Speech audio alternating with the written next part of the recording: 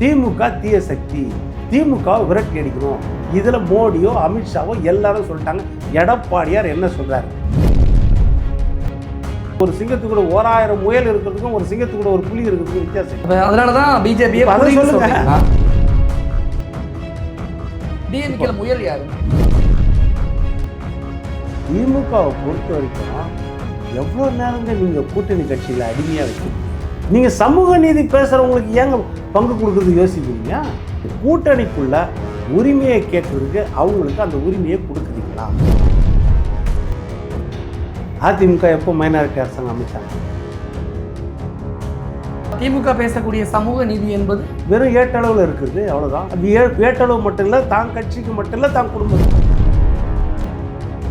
ஆனால் காங்கிரஸுக்கு தமிழ்நாட்டில் முன்பு இருந்த வலிமை, முன்பு இருந்த அந்த ஓட் பேங்கிங் இப்போ இல்லைங்கிற ஒரு பார்வையில் இருக்குல்ல. வைகோவும் திமுகவோட முரண்பட்டு தான் இருக்காரா? வைகோ அதுதானே பிரச்சனை. இப்போ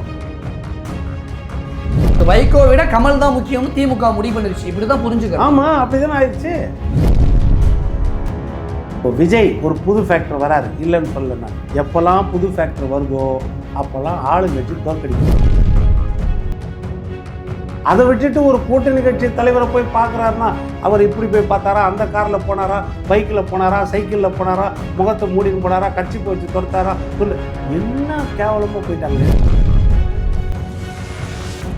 குற்றச்சாட்டு மெல்ல புகைய ஆரம்பிச்சிருக்கு. அதாவது திமுக கூட்டணியில் மற்ற கட்சிகளை தவிர்த்துட்டு குடும்ப உறுப்பினர்களுக்கு தான் அதிகமான பங்களிப்பு, அதிகாரங்கள் கிடைக்கிற மாதிரி பண்ணுறாங்க அப்படிங்கிற விஷயங்கள் கூட்டணிக்குள்ளே இப்போ புகைய ஆரம்பிச்சிருக்கு.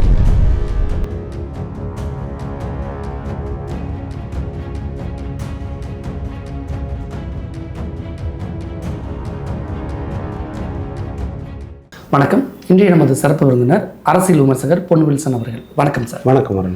திமுக கூட்டணியில் ஆட்சியிலும் பங்கு, அதிகாரத்திலும் பங்கு அப்படிங்கிற கோரிக்கையை காங்கிரஸ் இப்போ ரொம்ப வலுவாக வைக்க ஆரம்பிச்சிருக்கு. இதை பற்றி உங்களுடைய முதற்கட்ட பார்வை. இல்லை, காங்கிரஸுக்கு ரொம்ப நாளாகவே அந்த எண்ணம். ஆக்சுவலாக திமுக 2006 அப்போ மைனாரிட்டி அரசாங்கம் 96 இடங்கள் தான் வெற்றி பெற்றாங்க. 118 இடம் குறைஞ்சது தேவை ஆட்சி அமைக்கிறது தமிழ்நாட்டில். ஆனால் மத்தியில் ஆட்சியில் கூட இருந்தாங்க. அதாவது கிட்டத்தட்ட 8 அமைச்சர்கள். எந்தெந்த அமைச்சரவை நல்லா காசு பார்க்க முடியும், நல்ல வளம் கொளிக்கும் அமைச்சரவையாக கேட்டு வாங்கிக்கினாங்க. அப்போ நம்ம தெலுங்கானா இப்போது இருந்தார் சந்திரசேகர் ராவ், அவருக்கு தான் முதல் விமான போக்குவரத்துறை, கப்பல் போக்குவரத்துறை கொடுத்தாங்க.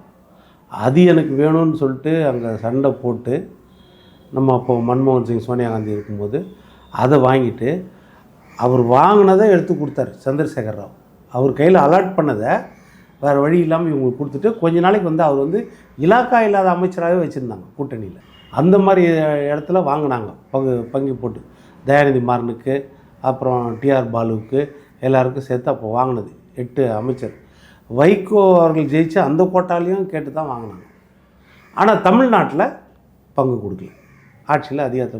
தமிழ்நாட்டில் காலங்காலமாக திமுக அதிமுக ஜெயித்தாலும் கூட்டணி கட்சிகளுக்கு பங்கு கொடுக்கறது இல்லைங்கிற ஒரு முடிவோடு தானே 2 பேருமே இருக்காங்க. அது எல்லாமே அந்த மாதிரி தான் இருந்தாங்க. நான் சொல்வது மைனாரிட்டி அரசாங்கம். ஓகே. அதிமுக எப்போ மைனாரிட்டி அரசாங்கம் அமைச்சாங்க? 118 இடம் இல்லைன்னா இயற்கையாக உங்களுக்கு மைனாரிட்டி தானே. அப்போது வெளியே இருந்தாலும் உங்களுக்கு ஆதரவு கொடுக்குறாங்க. அந்த சிச்சுவேஷன் இருந்துச்சு திமுக. அப்போ அதிமுக மெஜாரிட்டியாக எப்பவுமே அதிமுக எப்போ இருக்கிறதுனால தான் கூட்டணியில் பங்கு கேட்குறாங்க. திமுக மைனாரிட்டியாக இருக்கும்போது கொடுக்கல. அப்போ சட்டமன்றத்திலே எதிர்கட்சி தலைவராக இருந்த காங்கிரஸ் தலைவர் சுதர்சனம் சொன்னார், நாங்கள் ஒன்றும் ஆண்டி மடம் நடத்தலை, எங்களுக்கு மட்டும் இருக்காதா, எங்களுக்கு கொடுக்கணும் அப்படின்னோடனே அவர் நான் பரிசீலிப்போன்னு சொன்னார் கலைஞர். சொல்லிவிட்டு என்ன செய்தார்னா மேலே சோனியா காந்தி அம்மாட்ட பேசிட்டார், ஆட்சியில் பங்கு வேணாம். இன்னொரு பக்கம் பாட்டாளி மக்கள் கட்சி ஐயா ராமதாஸ்கிட்ட பேசிட்டார். அவங்க 18 சீட்டு வச்சுருந்தாங்க. அவங்க என்ன செய்யிட்டாங்க, நாங்கள் நிபந்தனையற்ற ஆதரவு தரோம் அப்படின்னு பேச வச்சு அந்த நேரத்தில் ஆஃப் பண்ணி வச்சிட்டார். ஆக்சுவலாக அந்த நேரத்தில் கொடுத்துருக்கணும். அதனால தான் ஜெயலலிதா அம்மா மூச்சுக்கு 3 தரம் மைனாரிட்டி அரசாங்கம் தான். நீங்கள் ஆட்சியில் இப்போ மோடி அரசாங்கம் இருக்குது, பிஜேபி முதல் 2 தடவை மெஜாரிட்டியாக இருந்தாங்க, பெருந்தன்மையாக பங்கு கொடுத்தாங்க. இந்தோட 240 தான் மைனாரிட்டி அரசாங்கம். ஆனால் மைனாரிட்டி அரசாங்கம்னு அவங்கள சொல்ல முடியாது. ஏன்னா கூட்டணிக்குள்ளே அவங்க கூட்டணி கட்சிகள் அமைச்சரவையில் பங்கு பெறுறாங்க. ஓகே. அப்போ அமைச்சரவையில் பங்கு பெறல அப்படின்னா தான் உங்களுக்கு மைனாரிட்டி அரசாங்கம். இப்போ வந்து அமைச்சரவையில் பீகார்லேருந்து நிதிஷ்குமார் தான், நம்ம இங்கே சந்திரபாபு நாயுடும் பங்கு பெற்றதால் மெஜாரிட்டி அரசாங்கமாக அவங்க ஆயிடுச்சு. தனிப்பட்ட மெஜாரிட்டி இல்லை, கூட்டணி மெஜாரிட்டி. இப்போ கேஎஸ் அழகிரி இப்போ என்ன அப்படின்னா, இப்போ அதுதான் சொல்கிறாங்களே, அப்போ இது லாஜிக்கா? இப்போ திமுகவை பொறுத்த வரைக்கும் எவ்வளோ நேரங்க நீங்கள் கூட்டணி கட்சிகளை அடிமையாக வைக்க முடியும்? ஏன் இப்படி ஒரு கொஞ்சமாவது யோசிக்க வேண்டாமா? ஏன் கூட்டணி கட்சியை திமுக அடிமையாக? சார், 89லேருந்து 99 வரைக்கும் விடுதலை சிறுத்தைகள் கட்சி தேர்தல் பாதை திருடர்கள் பாதை, தேர்தல் பாதைக்கு நாங்கள் வரவே மாட்டோம்னு சொல்லி கட்சி நடத்தினாங்க. அந்த அந்த ஒடுக்கப்பட்ட சமூகத்தின் எழுச்சிக்காக கட்சி நடத்துகிறோம். அப்போ 99 முதல் மூப்பனார் ஐயா, தமிழ் மாநில காங்கிரஸ், அவர் தான் சொல்கிறார், அதாவது ஒடுக்கப்பட்ட வர்க்கம் எப்படின்னா, நீங்கள் வெறும் போராட்டம் இருக்கக்கூடாது, ஆட்சி அதிகாரத்தில் நீங்கள் பங்கு வகிக்கணும். வாங்க நம்ம கூட்டணியில் மட்டும், வெறும் கூட்டணி கிடையாது, ஒருவேளை ஆட்சியில் உட்காந்தா ஆட்சி அதிகாரத்தில் நம்ம பங்கு அப்படின்னு சொல்லி தான் முதல் ஆட்சி அதிகாரத்தில் பங்குன்னு கூட்டணி ஆட்சிக்கு அறைகோல் விடுத்தது அப்போ வந்து நம்ம மூப்பனார் ஐயா. அதை ஏற்றுக்கிட்டு தான் அவங்க தேர்தல் பாதைக்கு வந்தாங்க. அவங்க புதிய தமிழகம் கிருஷ்ணசாமி எல்லாம் அந்த நேரத்தில் வந்தாங்க. அப்போது 25 வருஷம் ஆச்சு விடுதலை சிறுத்தைகளுக்கு. அவங்களோட கனவு அதுதான். ஒன்று, ஒடுக்கப்பட்ட சமூகம் ஆட்சி அதிகாரத்தில் பங்கு இருக்கணும். ரெண்டாவது, ஒரு தலித் முதலமைச்சர் ஆகணும். இது ரொம்ப நாள் கனவு அவங்களுக்கு. இதற்கு பிறகு தான் அந்த சனாதனம் ஒடுக்கிறது அதெல்லாம் அப்புறம்தான். 2001 அவங்க கூட்டணியில் பிஜேபி தான் இருந்துச்சு. முதல் திரும்ப ஐயா வந்து எம்பி ஆகும்போது பிஜேபி கூட. அதனால் அது அடுத்தது, அது இருக்குது, இல்லைன்னு சொல்லலை. ஆனால் திமுக கூட்டணியிலேயே முதல் குரலாக முன் வச்சது விடுதலை சிறுத்தைகள் தலைவர் திருமாவளவன் தான். ஆனால் ஆட்சியிலே பங்கு, அதிகாரத்திலே பங்கு. ஆனால் இப்போ அவர் பின்வாங்கிட்டார். ஆனால் அந்த கோரிக்கையை காங்கிரஸ் இப்போ வலுவாக பிடிச்சிருக்குல்ல. இப்போ அதுதான் சொல்லுது, அவங்க வந்து ஆட்சியில் அதிகாரத்தில் பங்குன்னு இவர் எக்ஸ் வலைதளத்துலேயே என்னமோ போட்ட பிறகு தான் ஆதவ அர்ஜுனாவே பேசினார். அதற்கு பிறகு தலைவருடைய குரலை தான், அதுக்கு பிறகு அதை எடுத்துகிட்டு மறுபடியும் போட்டாங்க, இல்லை பழசு பேசினது அப்படின்னு போட்டாங்க. அதெல்லாம் அப்புறம் சமாளித்தாங்க. ஆனால் உண்மையில் அவங்க குரல் என்னது, ஆட்சி அதிகாரத்தில் எங்களுக்கு பங்கு வேணும், அதுதான் முக்கிய குரல். அன்னைக்கு அந்த குரலை எப்படியோ ஒரு வழியில் ஒடுக்கி வச்சுட்டார் திரு ஸ்டாலின் அவர்கள். எப்படியோ ஒடுக்கிட்டார். நீங்கள் சமூக நீதி பேசுகிறவங்களுக்கு ஏங்க பங்கு கொடுக்குறது யோசிக்கிறீங்க? நீங்கள் சமூக நீதி நாங்கள் தானே காப்பாற்றுறோன்றீங்க. அதிமுக விட்டுருங்க. நீங்கள் என்ன சொல்கிறீங்க, நாங்கள் தான் உண்மையான சமூக நீதி, நாங்கள் தான் பெரியார் கொள்கை, நாங்கள் தான் வந்து திராவிட மாடல் அப்படின்னு சொல்கிறீங்கல்ல. அப்போ அதுக்கு நீங்கள் கன்சிடர் பண்ணலாம்ல. அப்போ திமுக பேசக்கூடிய சமூக நீதி என்பது வெறும் ஏட்டளவில் இருக்கிறது, அவ்வளோதான். அது ஏட்டளவு மட்டும் இல்லை, தான் கட்சிக்கு மட்டும் இல்லை, தான் குடும்பத்துக்கு, அந்த மாதிரி தானே. இப்போ இந்த குற்றச்சாட்டு மெல்ல புகைய ஆரம்பிச்சிருக்கு. அதாவது திமுக கூட்டணியில் மற்ற கட்சிகளை தவிர்த்துட்டு குடும்ப உறுப்பினர்களுக்கு தான் அதிகமான பங்களிப்பு, அதிகாரங்கள் கிடைக்கிற மாதிரி பண்ணுறாங்க அப்படிங்கிற விஷயங்கள் கூட்டணிக்குள்ளே இப்போ புகைய ஆரம்பிச்சிருக்குல்ல. இப்போ அந்த கிரீஷ் சோட்டாரா அவர் வந்து அகில இந்திய காங்கிரஸ் ஒர்க்கிங் கமிட்டியில் special unit, permanent special unit, அவர் அகில இந்திய அளவில் பொறுப்பாளராக இருந்தவர் காங்கிரஸில், கோவாவில் இருந்து. அந்த பொறுப்பாளர் தேசிய அளவில் காங்கிரஸில் வந்து மாநாட்டில் பேசுகிறார். திருநெல்வேலியில் வெறும் ஊழியர்கள் கூட்டத்தில் பேசுகிறார். மாநாட்டில் சொல்கிறார், 125 தொகுதியில் நம்ம கான்சன்ட்ரேட் பண்ணோம், 117 தொகுதியில் நம்ம ஜெயிக்கணுன்றார். காங்கிரஸ் இந்த இடம் விடக்கூடாது, நம்ம நிற்கணும், ஈக்குவலாக நிற்கணுன்றார் அவர். பாதி திமுக பாதி நின்றா நம்ம பாதி நிற்கணும். இப்போ கிட்டத்தட்ட 22,000 கிராம சபை கிராம கமிட்டிகள் உருவாக்கி வச்சிட்டோம் காங்கிரஸில். 2 லட்சம் நிர்வாகிகளை உருவாக்கி வச்சிட்டோன்றார். ராகுல் காந்திகிட்ட போய் சொல்கிறாரு, 2 லட்சம் நிர்வாகிகளை தமிழ்நாட்டில் உருவாக்கிட்டேன் நான், நீங்கள் வந்தீங்கன்னா அத்தனை பேரையும் நேரிலே காட்டுறேன் உங்களுக்கு அப்படின்ட்டார். சொல்லிவிட்டு அந்த கூட்டத்தில் சொல்கிறாரு, நம்ம கூட்டணி ஆட்சி இந்த தடவை வந்து ஆட்சி அதிகாரத்தில் பங்கு வேணும். ஆனால் 120 தொகுதிகள்லாம் தமிழ்நாட்டில் கேட்டாங்கன்னா அது கூட்டணியே முறிஞ்சிடாதா, ஒரு முடிவுக்கு கொண்டு வந்துடாதா? இப்போ 1980 என்ன செய்தார் கலைஞர்? அப்போ தான் மிரட்டல் உருட்டல்லாம் சில கதைகள் பேசப்பட்டுச்சு. 1980 ஓகே, 80 112 இடத்துல தான் திமுக நின்றுச்சு காங்கிரஸ் கூட்டணியில். காங்கிரஸ் 117 இடத்துல நிற்குது, இவங்க கூட்டணி கட்சி கொடுத்த போக 112 இடத்துல தான் நின்றாங்க.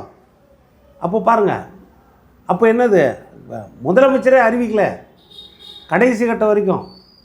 அவங்க மூப்பனார் முதலமைச்சர் நினச்சிட்டு இருக்காங்க, இவங்க வந்து கலைஞர் முதலமைச்சராக கூட்டணியில். அதுக்கப்புறம் கடைசி நேரத்தில் நெருக்கடி கொடுத்து தான் வந்து இந்திரா காந்தி அம்மையார்கிட்ட கடைசியில் சொன்னாங்க, இந்திரா காந்தி நாங்கள் மெஜாரிட்டியாக ஜெயிச்சா கூட முதலமைச்சர் பதவி வந்து கருணாநிதி தரோன்னு. அன்றைக்கே கூட்டணி ஆட்சிக்கு ரெடியாக தானே இருந்தாங்க. இன்றைக்கி என்ன இல்லைன்னா இப்போ அதிமுக என்றைக்கும் கூட்டணி ஆட்சி விரும்பலை, அவங்க சொல்கிறது தெளிவாக இருந்தாங்க.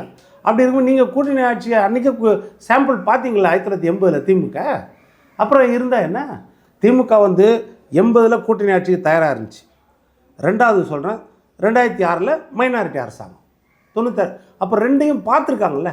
அப்போது தன்னுடைய வெற்றிக்கு உதவுன அந்த கட்சிகளுக்கு பங்கு கொடுக்கறதுல என்ன தயக்கம்னு கேட்குறேன். என்ன தயக்கம்? இப்போ காங்கிரஸ் வலுவாக கேட்குது எங்களுக்கு ஆட்சியில் பங்கு, அதிகாரத்தில் பங்குன்னு. ஒருவேளை திமுக கொடுக்க மறுத்தால் திருப்பி காங்கிரஸ் தன்னுடைய கூட்டணி விசுவாசத்தை எப்படி திருப்பி திமுகவுக்கு செலுத்தும்னு நினைக்கிறீங்க? இப்போ அதுதான் நான் என்ன யோசனை. இப்போ கிரீஷ் ஐயா பேசுகிறார் அப்படின்னா அகில இந்திய தலைமையோட ஒப்புதல் இல்லாமல் தமிழ்நாட்டில் பேச மாட்டார் இல்லையா?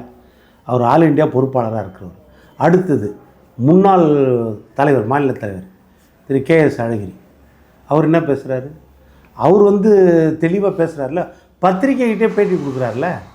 60 வருஷமாக நாங்கள் மாறி மாறி ஒவ்வொரு கட்சியும் எங்கள் தோளில் சுமக்கிறோம், இனிமேல் அது படி கிடையாது, ஆட்சி அதிகாரத்தில் பங்கு.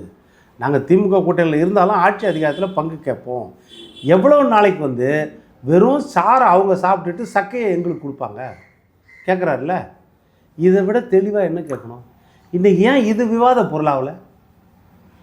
நான் என்ன கேட்குறேன், எல்லா ஊடகங்களும் பத்திரிகைகளும் இதைத்தானே விவாத பொருளாக கொண்டு வரணும்.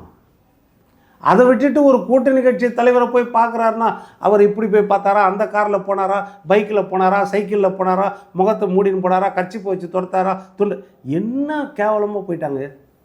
இதான் பேசு பொருள் சொல்லுங்கள். KS அழகிரி பேசின விஷயத்தெல்லாம் எல்லாரும் மென்ஷன் பண்ணி பேசுகிறாங்க. அப்படின்னா அவர் சர்ச்சைக்குரிய வகையில் பேசிட்டார். ஆமாம், அவர் நியாயமாக கேட்குறாருல. இதே கேள்வி தாங்க முன்னாள் நிதி அமைச்சர் சிதம்பரத்தோட பையன் கேட்குறாரு, கார்த்திக் சிதம்பரம். ஆல் இண்டியா லெவலில் கூட்டணியில் நீங்கள் பங்கு வைப்பேன்றீங்களே. ஆனால் அதுக்கு முன்னாடியே EVKS இளங்கோவன் கேட்டுட்டு ஆனால் பின்வாங்கிட்டார் நினைக்கிறேன், ஒரு கட்டத்தில் சைலண்ட் ஆகிட்டார். அதுதான், எத்தனை முறை அவங்க வாயை மூடுவீங்க, எத்தனை விஷயத்தில் அவங்க வாயை மூடுவீங்க, அவங்கள எத்தனை விஷயத்தில் அடிமையாக இருக்க வைப்பீங்க. அப்போ என்ன விஷயம் நீங்கள் சொல்கிறது? அட்லீஸ்ட் நீங்கள் என்ன சொல்லணும், ஐயா நாங்கள் மைனாரிட்டியாக ஜெயிச்சோம், மெஜாரிட்டியாக ஜெயிச்சோன்னா ஆட்சியில் கொடுக்க மாட்டோம், சப்போஸ் கம்மியாச்சுன்னா கண்டிப்பாக கொடுப்போம்னு சொல்லலாம்ல. இந்த இடத்துல தமிழ்நாட்டில் வந்து திமுக வந்து கூட்டணி கட்சிக்கு ஆட்சியிலையும் அதிகாரத்துலையும் பங்கு கொடுத்து பழகிருச்சுன்னா நாளைக்கு அதிமுக ஜெயிச்சா கூட அதிமுகவுக்கு அந்த நெருக்கடி ஒருவேளை வரலாம் இல்லையா? அப்போ அது அதிமுக எப்படி ஹேண்டில் பண்ணும் கூட்டணி கட்சியை? தாராளமாக அதுதான் அதிமுகவுக்கு அந்த நிலைமை வந்தால் எப்படி ஹேண்டில் பண்ணுறாங்கன்னு நம்ம பார்த்த பிறகு தான் தெரியும். ஆனால் திமுகவுக்கு அந்த நிலைமை வந்த பிறகும் சுயநலத்தோடு ஹேண்டில் பண்ணாங்க, அந்த உதாரணம் இருக்குது. அதை தான் சொல்ல வரேன். அதிமுகவை பொறுத்த வரைக்கும் நீங்கள் இனிமேல் தான் பார்க்கணும். அவங்க வந்து இது வரைக்கும் மெஜாரிட்டியாக தான் ஜெயிச்சிருக்காங்க, ஒவ்வொருத்தரையும் ஸ்வீப் தான் பண்ணியிருக்காங்க, 118க்கு மேலே தான் ஜெயிச்சிருக்காங்க. அதனால் அவங்களுக்கு பிரச்சனை இல்லை. அந்த சூழ்நிலை வந்தால் அவங்க எப்படி ஆக்ட் பண்ணுறாங்கன்னு நம்ம சொல்லலாம். திமுகவுக்கு இந்த கூட்டணி பிரச்சனை ஆட்சியிலையும் பங்கு அதிகாரத்திலும் பங்கு வந்த மாதிரியே சில மாதங்களுக்கு முன்னாடி அதிமுகவிலையும் எழுந்துச்சு. பிஜேபி தலைவர்கள் எல்லாம் கூட்டணி ஆட்சி தாங்கிற ஒரு குரல் வலுவாக சொன்னாங்க. ஆனால் அப்படியே அந்த குரல் மங்கிருச்சு. இல்லை, அவர் என்ன சொன்னார், நம்ம எடப்பாடியார் என்ன சொன்னார், தனித்து ஆட்சி அமைப்போம், தனித்து பெரும்பான்மையோட. எடப்பாடியை பேச ஆரம்பித்த பிறகு பிஜேபி சொன்ன கருத்து அப்படியே அவங்க பின்வாங்கிட்டாங்களே அல்லது அப்படியே ஆற போட்டுட்டாங்களேன்னு சொல்ல வரேன். இல்லை, அவர் என்னென்னா எடப்பாடியாரை பொறுத்த வரைக்கும், தமிழ்நாட்டை பொறுத்த வரைக்கும் அதிமுகவுக்கு ஓட்டு போடும்போது ஒரு சேர ஓட்டு போடுவாங்க. அவங்க தனி பெரும்பான்மையோட ஜெயிக்கிறது தான் மக்கள் ஓட்டு போடுவாங்க. அதனால அவர் கூட்டணி ஆட்சி இல்லைன்னு சொல்கிறார். இது வரைக்கும் எங்கள் அனுபவத்தில் கூட்டணி ஆட்சின்றது கிடையாது. மக்கள் அந்த மாதிரி அதிமுகவையும் 2 மாதத்துக்கு முன்னாடி சந்திச்சில் எதிர்கொண்டது இல்லை. அதுதான் சொல்கிறேன். அதே சொல்லும்பொழுது அவர் என்ன சொல்கிறாருன்னா, முக்கியமாக என்ன சொல்கிறாரு, இது வரைக்கும் எங்களுக்கு வந்து அந்த மாதிரி கூட்டணி ஆட்சின்னு வந்தது கிடையாது, மக்கள் எங்களுக்கு தெளிவான தீர்ப்பு தான் கொடுத்துருக்குறாங்க, அதனால் தனி பெரும்பான்மையோடு நாங்கள் ஆட்சி அமைப்போம். அவர் நாங்கள் மைனாரிட்டி ஆட்சி அமைப்போம்னு சொல்லியே, நீங்கள் மைனாரிட்டி ஆட்சி அமைச்சிருக்கீங்களே திமுக, அதை தான் சொல்ல. மெஜாரிட்டி மைனாரிட்டிங்கிறது தான் திமுக அதிமுகவுக்கான வேறுபாடு. இதில் தான் இந்த பிரச்சனையோட திமுக மெஜாரிட்டியோட தான் ஜெயிச்சிருக்காங்க. 31 வருஷம் அவங்க கட்சி ஆரம்பித்து 53 வருஷம் ஆச்சு. அதில் 31 வருஷம் தனி மெஜாரிட்டியோடு தான் ஆட்சி அமைச்சிருக்காங்க. ஆனால் திமுக அப்படி கிடையாது. திமுகவை பொறுத்த வரைக்கும் அவங்க 20 வருஷம் ஆட்சியில் இருந்தாங்கன்னா அந்த 20 வருஷத்தில் 5 வருஷம் மைனாரிட்டி அரசாங்கம் ஆட்சி பண்ணியிருக்காங்க ஒரு தடவை, 2006லேருந்து 2011. இன்னொன்று 1980 கூட்டணி ஆட்சிக்கு தயாராக இருந்தால் தொகுதி பங்கீடே பண்ணாங்க. அப்போ ஏன் இப்போ பண்ண முடியலன்னு கேட்குறேன். இதுக்கு மேலே என்னென்னா 18 வருஷம் மத்தியில் கூட்டணி ஆட்சியில் அங்கே வைச்சாங்க. அதிமுக பார்த்தீங்கன்னா ரொம்ப ரேர் தான் அது 2 பேர் வந்து ஒரு 6 மாதமோ 8 மாதமோ தான். இவங்க 18 வருஷம் மத்தியில் மைனாரிட்டி அரசாங்கம். அது கூட ஆட்சியில் பங்கு வகிச்சாங்க. அப்போ ஏன் இவங்களுக்கு இங்கே கொடுக்க முடியல? இது கேள்வி. அதை தானே காங்கிரஸ் கேட்குறது நியாயமான. ஒவ்வொரு முறையும் காங்கிரஸ் அவங்கள தூக்கி நிறுத்துதா இல்லையா? அப்படி இருக்கும். இந்த விட 25 சீட்டு கொடுத்தாங்க எம்எல்ஏ எலெக்ஷன். ஆனால் தமிழ்நாட்டில் 2021 18 இடத்துல காங்கிரஸ் ஜெயிச்சது இல்லை. ஆனால் காங்கிரஸுக்கு தமிழ்நாட்டில் முன்பு இருந்த வலிமை, முன்பு இருந்த அந்த ஓட் பேங்கிங் இப்போ இல்லைங்கிற ஒரு பரவலான ஒரு பார்வையும் இருக்குல்ல. நான் ஓட் பேங்கிங் கணக்கு இல்லை, ஆட்சி அதிகாரத்தில் பங்கு இருக்கும். பட் இங்கே ஓட் பேங்கிங் தானே முக்கியமான. இல்லை அப்படி பார்த்தீங்கன்னா எலெக்ஷன் மத்தியில் இப்போ தமிழ்நாட்டில் இப்போ இந்தியாவில் எடுத்துக்கிட்டிங்கன்னா எந்த அளவுக்கு திமுக செல்வாக்கு இருந்துச்சு? அப்போது ஷேர் வரும்போதெல்லாம் அவ்வளோதான். 543 இடத்துல இவங்க 22 இடம் ஜெயிப்பாங்க, 23 இடம் ஜெயிப்பாங்க. அது கணக்கில் வருமா? அப்போ 8 அமைச்சர் கொடுத்தாங்களே, எப்படி கொடுத்தாங்க? அப்போது 40 இடம் ஜெயிக்கும் போதும் திமுகவுக்கு மட்டும் தனியாக 23 சீட்டோ 24 சீட்டோ தானே இருக்கும். அது 543ல் 8 அமைச்சர் கொடுத்தாங்கல்ல, எப்படி கொடுத்தாங்க? ஆனால் அது வேறு விஷயம். நீங்கள் கூட்டணிக்குள்ளே உரிமையை கேட்குறதுக்கு அவங்களுக்கு அந்த உரிமையை கொடுக்குறீங்களா? இப்போ கம்யூனிஸ்ட் என்ன சொல்கிறாங்க? இன்றைக்கி வரைக்கும் நேற்று பாலகிருஷ்ணன் பேசுகிறாரு, முன்னாடி இப்போ சண்முகம் என்ன பேசுகிறாரு? எங்கள் வரலாறுலேயே, நாங்கள் கட்சி ஆரம்பித்த வரலாறுலேயே ஒரு மாநிலத்தில் குறைவான சீட்டில் மனநிறைவே இல்லாமல் ஏற்றுக்கிட்டு வேறு வழி இல்லாமல் இருந்த ஒரே சூழ்நிலை 2021 தேர்தல் திமுக கூட வெறும் 6 சீட்டு. இனிமேல் அந்த சொல்ல வராது. நான் எங்களுக்கு கூட கொடுத்தால்தான் நாங்கள். இப்போ ஒட்டுமொத்த திமுக கூட்டணி கட்சிகளுமே எனக்கு ஆட்சியிலையும் பங்கு, அதிகாரத்திலையும் பங்கு, கூடுதல் தொகுதிகளை ஒதுக்கணும் அப்படின்னா திமுக அதை எப்படி ஹேண்டில் பண்ணணும்னு நினைக்கிறீங்க? ஹேண்டில் பண்ணி தான். ஏன்னா இப்போ பாருங்கள், வைகோ என்ன ஆச்சு? கலைஞர் அழகாக ஹேண்டில் பண்ணாங்க. மு.க. ஸ்டாலின் எப்படி ஹேண்டில் பண்ணுவார்? கூட்டணி வந்து ஸ்ட்ராங்காக இருந்துச்சுல்ல. 2019 வெற்றி, 2021 வெற்றி, எல்லாம் வெற்றி தானே. அப்புறம் கமல் கட்சி எப்படி சேர்த்தாங்க கூட்டணியில்? இப்போ கமல் கட்சியை சேர்த்ததால ஒரு சீனியர் வைகோ அவருக்கு சீட்டு கொடுக்க முடியாது போச்சு. அப்போ வைகோக்கு மாற்றா கமலஹாசன் அப்படின்னு அந்த கேள்வி வரும்ல. ஆனால் அந்த கேள்வி அவங்க எழுப்ப மாட்டாங்க. ஏன்னா அவங்க இன்னும் அடிமையாக இருக்கிறாங்க, பயந்து போய். ஆனால் மதிமுக கூடிய விரைவில் பிஜேபி கூட்டணிக்கு போயிடும் அப்படின்னு மல்லை சத்யா வெளியில் வந்துட்டு பேசினார். அப்போ அது உண்மையா? கமலஹாசனால தான் வைகோ கோச்சுக்கிட்டு திமுக கூட்டணியை விட்டு வெளியில் போக போகிறாரா? பிஜேபி கூட சேர போகிறாரா? இல்லை, இப்போ சேர்றாரோ இல்லையோ அது உண்மையா? மல்லை சத்யாவோட ஸ்டேட்மென்ட் முன்னாடி சேர்ந்துருக்காரா இல்லையா? அதுதான் சொல்ல. ஆமாம், இப்போ சேர்றாரா இல்லையா விடுங்க. ஆனால் பிஜேபி கூட இருந்தாரா இல்லையா? பிஜேபி கூட இருந்து 2014 நினைக்கிறேன். அப்போது தனியாக பொன் ராதாகிருஷ்ணன்லாம் அந்த நேரத்தில் தானே ஜெயிச்சார். அன்புமணி, பொன் ராதாகிருஷ்ணன் 2 MP அந்த நேரத்தில் ஜெயிச்சாங்கல்ல. அப்போ எப்படி இருந்தார்? அதனால் அவர் ஏற்கனவே இருந்தவர் தானே. அப்போ அதனால் திமுகவும் வைகவும் திமுகவோட முரண்பட்டு தான் இருக்காரா? நிச்சயமாக வைகோ அதுதானே பிரச்சனை. இப்போ வைகோவை பொறுத்த வரைக்கும் என்ன பிரச்சனை? அவரது பாராளுமன்ற உறுப்பினர், அது ஏன் அவங்க கொடுக்காம விட்டாங்க? இப்போது எதுக்காக கமலுக்கு அதுக்கு நீங்கள் 2 சீட்டு தேர்தலே கொடுத்துருக்கலாம், MP சீட்டு. ராஜ்யசபா நீங்கள் வைகோவுக்கு ஒதுக்குனது.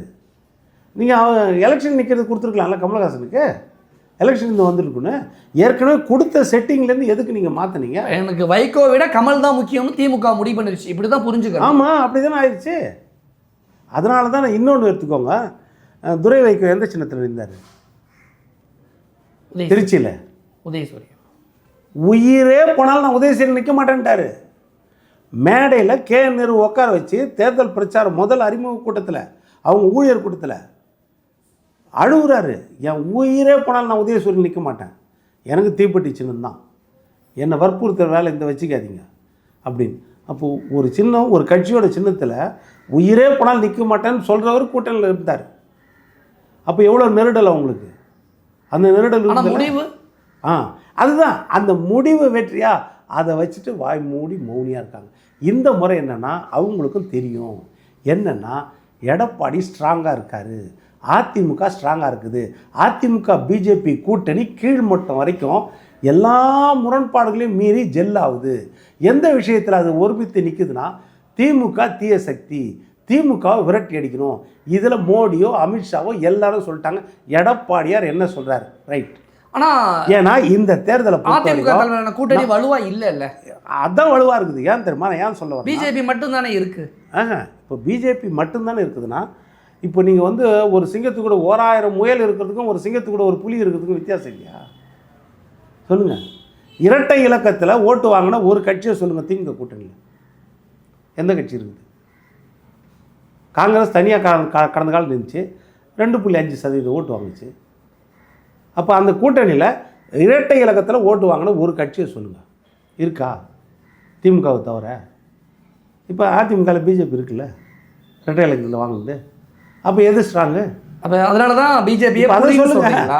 யார் எது ஸ்ட்ராங்கு? நான் இப்போ உதாரணத்துக்கு சொல்கிறேன். அதிமுக சிங்கம், அகில இந்திய பிஜேபி புலி. அகில இந்திய அளவில் அவங்க புலி தானே. 15 வருஷம் சார். நம்மளுக்கு விருப்பம் இருக்குது, விருப்பம் இல்லை, தமிழ்நாட்டில் ஏற்படல, அது வேற விஷயம். டிஎம்கேல முயல் யாரு? மற்ற எல்லாருமே முயல் தானே.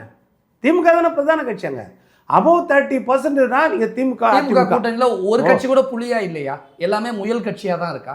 ஓட்டு சதவீதத்தில் எந்த அளவுக்கு இருக்குது நிரூபிச்சிருக்காங்களா? இப்போ தனியாக இந்த விடுதலை சிறுத்தைகள் எவ்வளோ வந்துச்சு? 1 சில்லற ஓட்டு தானே. கம்யூனிஸ்டுகள் ஆளுக்கு 1.25% மக்கள் நல கூட்டணியில் இருக்கும்போது சொல்லுங்கள் எவ்வளோ வந்துச்சு? மொத்தமே 6% வரலையே மக்கள் நல கூட்டணியில். வைகோவுக்கு எவ்வளோ வந்துச்சு? புரியுதா? அதுதான் நான் சொல்கிறேன். இப்போ இந்த சைடு பார்த்தீங்கன்னா, இப்போ நான் தேமுதிகவை சொன்னேன்னா சொல்லலை, அதே மாதிரி பாட்டாளி கட்சி இங்கே இருந்தாங்க சொல்லலை.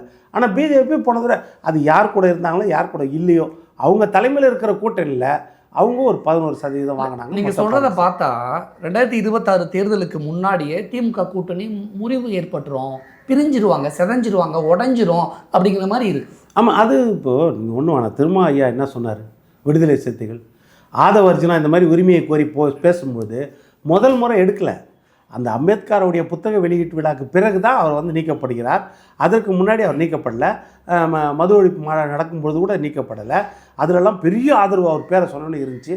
ஆனால் பேட்டி என்ன சொன்னார்னா, தம்பி சொல்கிறது ஏற்றுக்கிறேன், நான் இல்லைன்னு சொல்ல, ஆனால் அது காலம் கணிய வேண்டும். இப்போ நம்ம பேசக்கூடாது. ஆட்சி அதிகாரத்தில் பங்குன்றது இப்போ நம்மளுக்கு அது காலம் கணியணும். எல்லாரும் ஏற்றுக்கணும், எல்லாரும் மனநிலையும் மாறணும், இது கூட்டணி கட்சி மனநிலையும் மாறணும். அப்போ தான் அது இப்போ அந்த காலம் கிடையாது. இப்போ நம்மளுக்கு வந்து பிஜேபி ஒழிக்கணும். அதையே சொல்லிவிட்டு என்ன சொன்னார்னா, ஒரு உதாரணம் சொன்னார். வயல்வெளியில் நெல்மணிகளை வந்து எலி வந்து எடுத்துகிட்டு போய் பொந்தில் வச்சுக்கும், எல்லாத்தையும் சேர்த்து வச்சுக்கும்.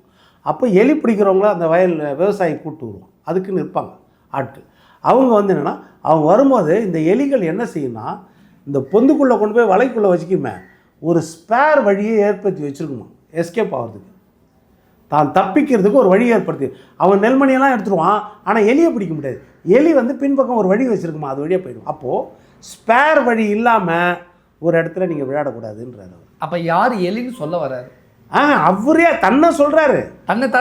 தன்னை என்ன சொல்கிறாருன்னா, இப்போ எலி எப்படி உதாரணம், இது திமுக மறைமுக எச்சரிக்கையா? திமுக விவசாயி இல்லை, அந்த எலிகளை கொண்டு வர எச்சரிக்கையா? ஆமாம், நிச்சயமாக அதுதான் சொல்கிறாரு. இன்னொரு வழி இருந்தால்தான் திமுக நீங்கள் சண்டை போட முடியும், உரிமை கோர முடியும், முரண்டு பிடிக்க முடியும். நம்ம சகிப்புத்தன்மையோடு இருக்கிறோம். சகிப்புத்தன்மைன்னா என்னது? விருப்பம் இல்லாமல் சமரசம் செய்து கொண்டு இருக்கிறதுக்கு பேர் தான் சகிப்புத்தன்மை. அப்போ என்னென்னா, இன்னொரு வழி இருந்துச்சுன்னா நம்ம இங்கே விளையாடி பார்க்கலாம், அதுதான் சொல்கிறார். அப்போ இன்னொரு வழி இன்றைக்கி கண்ணில் தெரிஞ்சிருக்கலாம், ஒரு விஜய் வழியாக தெரிஞ்சிருக்கலாம், யார் வழியாக தெரிஞ்சு. அப்போ திருமாவளவனும் காங்கிரஸும் விஜய் தலைமையில் கூட்டணியில் போய் சேர போகிறாங்க, அதுக்கான அச்சாரம் தான் இந்த ஆட்சியின் பங்கு அதிகாரத்தின் பங்குங்கிற கோரிக்கையா? அப்படிதான் பார்க்கணுமா? அவங்க சேருவாங்கன்னு நான் சொல்லவே இல்லை.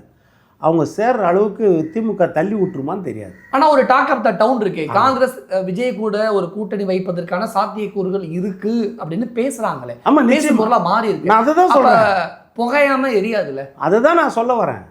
நான் எதுக்காக சொல்ல வரேன்னா, இவங்க போகிறாங்களோ இல்லையோ திமுக தள்ளி விட்டுற நிலைமைக்கு வந்துடும். அந்த நிலைமை இவங்க என்ன விருப்பப்படுவாங்க, நாங்களாக போன மாதிரி இருக்கக்கூடாது, திமுக தள்ளி விட்ட மாதிரி இருக்கும்.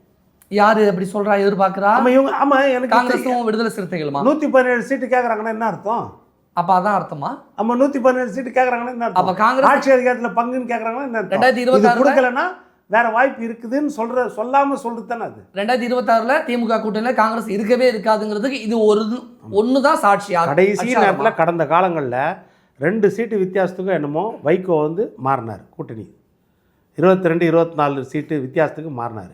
அதே மாதிரி தான் விடுதலை சிறுத்தைகளும் ஒரு நேரம் வந்து ஜெயலலிதா அம்மா கிட்ட மாறும்போது 9 சீட்டு மாறினாங்க.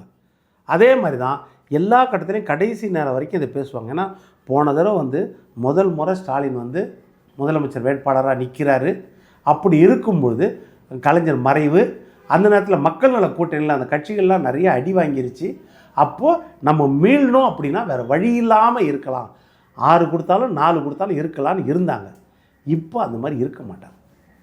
நீங்கள் வந்து உங்கள் கட்சிக்காரங்க வேணால் உங்களுக்கு எவ்வளோ வேணாலும் தலையசைத்திட்டு இருக்கலாம். நாங்கள் கலைஞருக்கு தலையசைத்தோம், அடுத்து நம்ம ஸ்டாலினுக்கு தலையசைத்தோம், இப்போ அடுத்து எங்களுக்கு உதயநிதிக்கு தலையசைக்கு சொல்கிறீங்க, அடுத்து இன்பநிதிக்கு தலையசை சொல்கிறீங்க, அது முடியாது. அதனால் எங்களுக்கு ஆட்சி அதிகாரத்தில் பங்கு வேணுன்ற கேள்வி இயற்கையாக எல்லா கட்சிகளுக்கும் எடுக்கும். கம்யூனிஸ்ட்டை தவிர, கம்யூனிஸ்ட்டு மட்டும்தான் அதை கேட்க மாட்டாங்க, கூடுதல் தொகுதி கேட்பாங்க கம்யூனிஸ்ட்டை பொறுத்தவரைக்கும். இன்னொன்று ஏகப்பட்ட பிரச்சனை இருக்குது இல்லை. இன்றைக்கி விடுதலை சிறுத்தைகள் ஒவ்வொரு மீட்டிங்கில் என்ன சொல்கிறாங்க, கொடியேற்ற கூட எங்களுக்கு அனுமதி கொடுக்கல அப்படின்னு சொல்கிறாங்கல்ல. இன்றைக்கி முத்துரத்தினம் பல்லடம் தொகுதியில் வந்து நின்ற வேட்பாளராக நின்ற வைகோவின் கட்சியோட மிகப்பெரிய தலைவர், அவரை வந்து கூட்டு வந்து திமுகவில் சேர்த்துக்கிட்டாங்கல்ல. வைகோ கூட்டத்தில் என்ன சொல்கிறாரு, இந்த முத்துரத்தினம் போனதுக்கு காரணம் அப்படின்னா அந்த என்னுடைய எம்எல்ஏ வேட்பாளர் பல்லடம் தொகுதி கூட்டணியில் இருக்கும்போது எப்படி சேர்ப்பாங்க, அவரை வந்து மனம் மாற்றுறது மலை சத்யா, கூட்டுட்டு போனது யாரும் தெரியுமா, அறிவாலயத்துக்கு செந்தில் பாலாஜி, அவர் காரில் கூப்பிட்டு போனாராம்.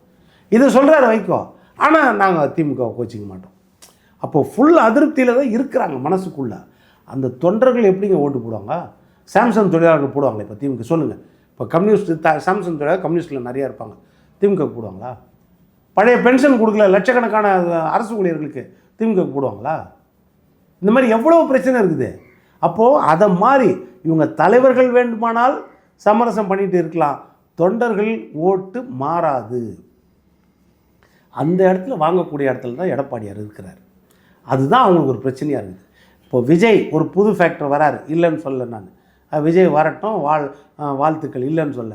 எப்போல்லாம் புது ஃபேக்டர் வருதோ அப்போல்லாம் ஆளுங்கட்சி தோற்கடிக்கப்படுகிறது. 94 வைகோ வந்தார், 96 ஆளுங்கட்சி தோற்கடிக்கப்பட்டது. 2005 விஜய் வரார், நம்ம விஜயகாந்த் வரார், விஜயகாந்த் தேமுதிக வருது. 2006 ஆளுங்கட்சி தோற்கடிக்கப்படுகிறது. அப்போ புது கட்சி வரும்பொழுதெல்லாம் ஆளுங்கட்சி தோற்கடிக்கப்படும். இன்றைக்கி அதுதான் நினச்சிட்டு இருக்கிறோம், ஏதோ விஜய் யார் ஓட்டை பிரிப்பார், யார் ஓட்டை பிரிப்பார். விஜய் பிரிக்கக்கூடிய ஓட்டு பார்த்திங்கன்னா திமுகவின் ஆதரவு ஓட்டு, திமுக கூட்டணி கட்சிகள் ஆதரவு ஓட்டு. எதிர்ப்பு ஓட்டுகள் கண்டிப்பாக ரெட்டலைக்கு வந்துடும், காலகாலமாக போட்டுனது வந்துடும். திமுக ஆதரவு ஓட்டுகளுக்கு பாருங்கள், குறிப்பாக சிறுபான்மையில் ஓட்டுனாலும் சரி பிஜேபியை பிடிக்காத ஓட்டுகள். இப்போ தேசிய கட்சி பிஜேபியை ஒரு கணிசமான அளவில் தமிழ்நாட்டில் பிடிக்காதுன்னு இயற்கையாக தெரியும். அந்த ஓட்டுகள் இயற்கையாக எங்கே போவோம், திமுக கூட்டணி தானே போவோம். இந்த விஜய்க்கு போகலாம்ல, ஏன்னா அந்த பேரை சொல்லியே இவங்க நம்மளை ஏமாற்றினுக்கிறாங்க. அதனால் நம்மளுக்கு பிஜேபி பிடிக்கலாம், அந்த ஓட்டு நம்ம விஜய்க்கு போடலாம்ல, போகக்கூடிய வாய்ப்பு இருக்குதுல்ல. பின்ன இப்போ சிறுபான்மையை பொறுத்த வரைக்கும் அவங்க என்ன செய்திருக்காங்க, இஸ்லாமியர் கிறிஸ்தவர்களுக்கு இன்றைக்கு வரைக்கும் திமுக தனிப்பட்ட முறையில் செய்த காரியங்கள் என்ன இருக்குது இன்றைக்கி யோசிச்சு பாருங்கள். நீங்கள் இன்றைக்கி அதிமுகவின் தலைவர் யாருங்க? அதிமுக தலைவர் யார் தெரியுமா? தமிழ் மகன் ஹுசைன், அவர் தான் அவைத் தலைவர், சிறுபான்மையை சேர்ந்தவர் இல்லையா? தலித் ஏழுமலை ஒரு சிறுபான்மை, பொது தொகுதியில் திருச்சியில் நிற்க வச்சு ஜெயலலிதா அம்மா ஜெயிக்க வச்சாங்க. இன்றைக்கி அந்த மாதிரி செய்ய முடியுமா யாருன்னா? எவ்வளோ பெரிய விஷயம் அது. இன்றைக்கி ஆராசா அவர் ஏற்கனவே இருந்த தொகுதி ரிசர்வ் ஆகிட்ட உடனே அங்கே நிற்கலாம், அங்கே எல்லாருமே தானே அவர் ஓட்டு போட்டாங்க. அவர் எதுக்கு இங்கே நீலகிரிக்கு போயிடுறாரு, ஊட்டிக்கு போயிடுறாரு சொல்லுங்கள்? அப்போ அது பொது தொகுதி ரிசர்வ் மாறினோடனே மாறப்பார். ஆனால் ஜெயலலிதா அப்படி கிடையாது. அதே மாதிரி தனபால் பட்டியலத்தை சேர்ந்தவரை ஒரு அவைத்தலைவராக உட்கார வச்சு பார்த்தாங்க. அந்த அம்மா எந்த அளவுக்கு பண்ணாங்க, ஒரு சபாநாயகராக உட்கார வச்சு பார்த்தாங்கல்ல, அப்போ எந்த அளவுக்கு பண்ணாங்க. அப்படி இருக்கும்போது இதெல்லாம் பார்க்கும்போது தான் இப்போது இவங்க தேர்தல் வாக்குறுதியை கொடுத்துருக்காங்க, தலித் கிறிஸ்தவர்களே ஆதி திராவிட பட்டியலில் சேர்ப்போன்னு திமுக கொடுத்துக்குது. இன்றைக்கி வரைக்கும் எடுக்கிற நடவடிக்கை என்ன சொல்லுங்கள்? தலித் கிறிஸ்தவர்கள் எவ்வளோ அவஸ்தைப்படுறாங்க. அவங்களுக்கு ஆன்மீக விடுதலை கட்சி, சமூக விடுதலை கிடச்சிருக்குதா? அவங்கள தேர்தல் வாக்குறுதியில் கொடுத்துருக்காரு, நாங்கள் ஆதி திராவிட பட்டியலில் சேர்க்கறதுக்கு முயற்சி பண்ணி அழுத்தம் கொடுத்துருவோம். இது வரைக்கும் அதுக்கு செய்த காரியங்கள் என்ன? அப்படி இருக்கும்போது அந்த சிறுபான்மை மக்களும் யோசிப்பாங்கள்ல, நம்மளுக்கு செய்த காரியங்கள் என்ன? இன்றைக்கி வரைக்கும் சிறையில் இருக்கிறவங்கள விடுதலை பண்ண முடியல. எவ்வளோ அதாவது குற்றம் சாட்டப்பட்டவர்கள் விசாரணை கைதியாகவே இன்னும் ஜெயிலில் இருக்காங்க, சிறுபான்மையை சேர்ந்தவங்க, பண்ண முடியல, இன்றைக்கி நடைமுறைக்கு வரல. இப்போ இதெல்லாம் யோசிப்பாங்க. இது மாறக்கூடிய வாய்ப்பு இருக்குது இல்லையா? அப்போது அந்த ஆதரவு ஓட்டுகள் இதெல்லாம் வந்து திமுகவுக்கு நல்லா தெரியும் பயம். இதுக்கு மேலே பார்த்தீங்கன்னா 155 தொகுதியில் சூறாவளி பிரச்சாரம் எடப்பாடியார் யாருமே எதிர்பார்க்கல. அது அருளும் எதிர்பார்த்துருக்க முடியாது, வில்சனும் எதிர்பார்த்துருக்க முடியாது. இந்த மனுஷனுக்கு போய் இவ்வளோ கூட்டம் வருமானு. இப்போ நீங்கள் உதயநிதிக்கு வந்துடலாம், ஸ்டாலினுக்கு வந்துடலாம், ஏன்னா ஒரு பிம்பம் இருக்குது. அவங்க அப்பா, அவங்க தாத்தா முதலமைச்சர், கட்சி தலைவர் அப்படின்ற பிம்பம் இருக்குது. அதே மாதிரி எடுத்துக்கிட்டிங்கன்னா இப்போ விஜய்க்கு வரலாம் கூட்டம், ஒரு பெரிய ஆக்டர், அந்த கரிஷ்மா இருக்குது, இயற்கையாகவே பார்க்குறதுக்கு வரலாம், ஓட்டு மாறுறது வேணுமோ பார்க்குறதுக்கு வரலாம். இது சாதாரண விவசாயிங்க, ஒரு 5-6 வருஷத்துக்கு முன்னாடி அடையாளமே தெரியாது, யாருன்னே தெரியாது. ஏதோ சேலத்தில் எடப்பாடின்ற தொகுதியில் ஒரு எம்எல்ஏ ஜெயலலிதா அமைச்சரவையில் ஒரு அமைச்சராக இருந்தார்னு தெரியும். இந்த அளவுக்கு அவர் வந்து நிற்கும் போது கூட்டம் வருதுன்னா, சேர்த்த கூட்டத்தை தாண்டி தானாக வருகிற கூட்டம் நிறையா இருக்குது. ஒவ்வொரு சட்டமன்றத்திலையும் பார்க்குறோம். நம்ம ஒரு நாளைக்கு 3 சட்டமன்றத்தில் பொதுக்கூட்டத்தில் நீங்கள் கூட்டிடலாம், மாநாட்டில் கூட்டத்தை கூட்டிடலாம். 1000 பஸ்ஸு, 2000 பஸ்ஸு, 10,000 பஸ்ஸுன்னு மாவட்ட செயலாளர் மொத்தம் கொண்டாந்து கூட்டிடுவாங்க, காசு கொடுத்தோ சாப்பாடு போட்டோம். ஆனால் அரை மணி நேரத்துக்கு ஒரு சட்டமன்ற தொகுதி மாறினே இருக்கிறாரு. இன்றைக்கி எழும்பூரில் பேசுகிறாரு, அப்புறம் அரை மணி நேரத்தில் பார்த்தா சேக்காம் திருவல்லிக்கணி, அரை மணி நேரத்தில் பார்த்தா சைதாப்பேட்டில் பேசுகிறாரு, ஒரு அரை மணி நேரத்தில் பார்த்தா வேளச்சேரியில் பேசுகிறாரு. ஒவ்வொரு இடத்துலையும் 20,000 30,000 ஜனம் எப்படி வந்து நிற்கும்? அப்போ இவரோட பேச்சும் எந்த அளவுக்கு இருக்குது? அப்போ என்னென்னா, மக்களை பற்றி அவர் தெரிஞ்சுக்கிட்டாரு. முதல் தடவை நான் ஆட்சி செய்ததை விட மக்களுக்கு அதிகமாக செய்ய முடியும், எனக்கு ஆட்சி அதிகாரம் நேரடியாக வந்தான். இப்போ ஜெயலலிதா அம்மா பார்த்தீங்க, அதுக்கு முதல் பீரியடை தவிர 2வது 3வது பீரியடில் எந்த அளவுக்கு அந்த அம்மா செய்தாங்க மக்களுக்கு. அதே மாதிரி தான் புரட்சித் தலைவர் எம்ஜிஆர் வந்தப்போ என்ன செய்தார்? பொருளாதார அடிப்படையில் இடஒதுக்கீடு இருக்கணும்னு சொன்னார். சாராய கடை உடனே மூடிடணும்னு சொன்னார். அடுத்த கட்டத்துக்கு என்ன வந்தார்னா, அடுத்தது மக்களுக்கு செய்ய வேண்டியதை நம்ம செய்யணும்பா, சத்துணவு கொண்டு வரணும்பா. அடுத்தது மக்களுக்கு என்னென்ன செய்யணுமோ அதை தான் நம்ம செய்யணும் அப்படின்னு அடுத்த கட்டத்துக்கு வந்தார்ல. அப்போது எடப்பாடியாரும் இப்போ மக்கள் யோசிக்கிறாங்க, 2017 2021 வரைக்கும் இந்த மனுஷன் எவ்வளோ நல்லது செய்தார் நம்மளுக்கு, நம்ம தான் இவரை விட்டுட்டோம்.